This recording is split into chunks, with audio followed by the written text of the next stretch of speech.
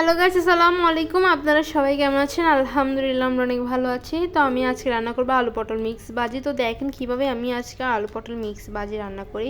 প্রথমে চলো আমি একটা হাঁড়ি বসিয়ে দিচ্ছি। হাঁড়িটা গরম হওয়ার সাথে সাথে পরিমাণ মতো তেল দিয়ে দিচ্ছি। তারপর আমি এখানে দিয়ে দিব হচ্ছে রসুন কুচি আর পরিমাণ মতো পেঁয়াজ কুচি। তো আমি এখানে দিয়ে দিলাম রসুন আর পেঁয়াজ কুচি একসাথে দেওয়ার পর একটু ভালো করে নেড়েছে হালকা কিছুক্ষণ সময়ের জন্য আমি এগুলো পেঁয়াজগুলো একটু ভালো করে কষিয়ে নেবো। তো দেখতেছেন পেঁয়াজগুলো একটু ভালোভাবে কষানো হয়ে আসলে তখন আমি এখানে স্বাদ মতো লবণ দিয়ে দিব।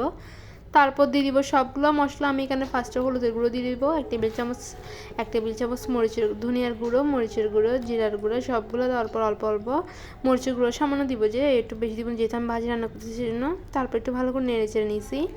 নেড়ে চেড়ে নেওয়ার পর তারপর হচ্ছে আমি এখানে দিয়ে দিব হচ্ছে কি আলু পটল মিক্সগুলো আমি আগে থেকে ভালোভাবে কেটে দিয়ে পরিষ্কার করে নিয়েছি। সবগুলো আলু পটল একসাথে মিক্স দেওয়ার পরগুলো মশলার সাথে ভালো করে নেড়ে চেড়ে নিয়েছি। তো এবার ভালো করে নেড়েছে নেওয়ার পর তারপর দিয়ে দিব 5-6টা কাঁচামরিচ। তো কাঁচামরিচ দেওয়ার পর একটু ভালো করে নেড়েচেড়ে নিচ্ছি। তো নেড়েচেড়ে নেওয়ার পর হচ্ছে যে তো কিছুক্ষণ সময়ের জন্য ঢাকনাটি রেখে রাখবো। ঢাকনাটি আমি আরেকটু ভালো করে নেড়েচেড়ে নেবে চুলার মধ্যে রেখে দিলে আস্তে আস্তে আমার আলু পটল মিক্স ভাজি রান্না হয়ে আসবে।